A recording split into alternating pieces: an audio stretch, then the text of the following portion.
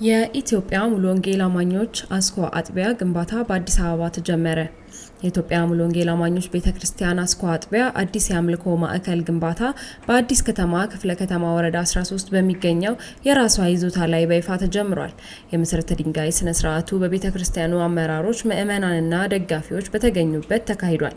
በዚህም የቤተክርስቲያኑ ምክትል ፕሬዝዳንት ፓስተር ለወየው ስንሻው ምዕመናን በግንባታው ሂደት ንቁ ተሳትፎ እንዲያደርጉ ጥሪም አቅርበዋል።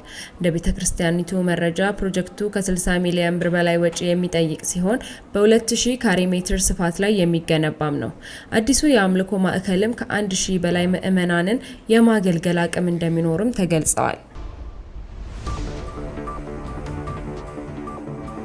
የኢትዮጵያ ወጣት ክርስቲያን ማህበር ለአርቲስቶችና ማህበረሰብ አገልጋዮች እውቅና መርሃ ግብር አካሄደ። የኢትዮጵያ ወጣት ክርስቲያን ማህበር በወጣቶች መካከል መልካም እሴቶችን ለማጎልበትና አዎንታዊ ተጽዕኖ ለመፍጠር ሲያከናውነው ለቆየው ስራ አካል አስተዋጽኦ ላበረከቱ ለአርቲስቶችና ለተለያዩ ማህበረሰብ አገልጋዮች የእውቅናና የምስጋና መርሃ ግብር አካሂዷል። ፕሮግራሙ ግንቦት 30 ቀን 2018 ዓ.ም በፊላደልፊያ የክርስቶስ ኪዳን ቤተክርስቲያን የተካሄደ ሲሆን በስነ ጥበብ ዘርፍ እና በማህበረሰብ ውስጥ ገንቢ አሻራ ላስቀሩ ግለሰቦች የእውቅና ምስክር ወረቀትም ተበርክቶላቸዋል። በዚህም አርቲስት ሸዋፈራው ደሳለኝና አርቲስት አረጋዊን አሰፋ የማህበሩን 21ኛ ዓመት በማስመልከት ለሰጡት በጎ አገልግሎትና ለወጣቶች በፈጠሩት አዎንታዊ ተጽዕኖ እውቅናም ተሰጥቷቸዋል።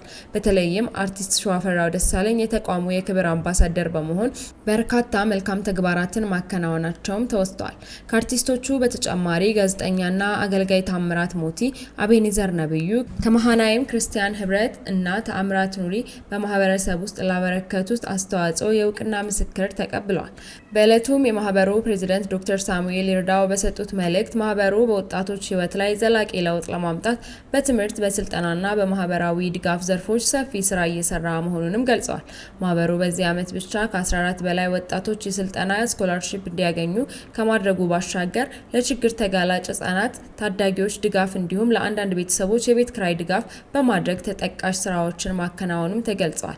በዕለቱም አገልጋይ ሸዋፈራው ደሳለኝ ቤተክርስቲያን በዘመኑ ተግዳሮቶች ፊት በመንፈሳዊ ጥንቃቄና በዝግጅት መቆም እንደሚገባት አሳስበዋል። የኢትዮጵያ ወጣት ክርስቲያን ማህበር እንደገለጸው እንዲህ ያሉ የእውቅና መርሃ ግብሮች መልካም ስራን የሚያበረታቱ ከመሆናቸው ባሻገር ሌሎች ወጣቶችን በማህበረሰባቸው ውስጥ አዎንታዊ ለውጥ እንዲያመጡ መነሳሳት እንደሚፈጥሩም ተጠቁመዋል።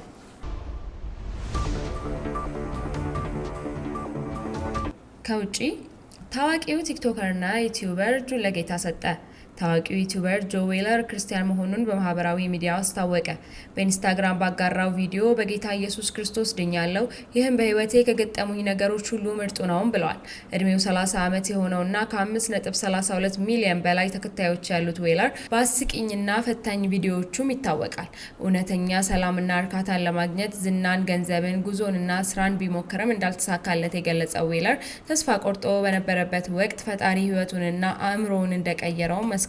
ለዌለር ውሳኔ በኢንተርኔት ላይ የተለያየ ግብረ መልስ የተሰጠም ሲሆን እንደ KSI እና ኖኪያ ያሉ ታዋቂ ዩቲዩበሮች ግን ድጋፋቸውን ገልጸውለታል።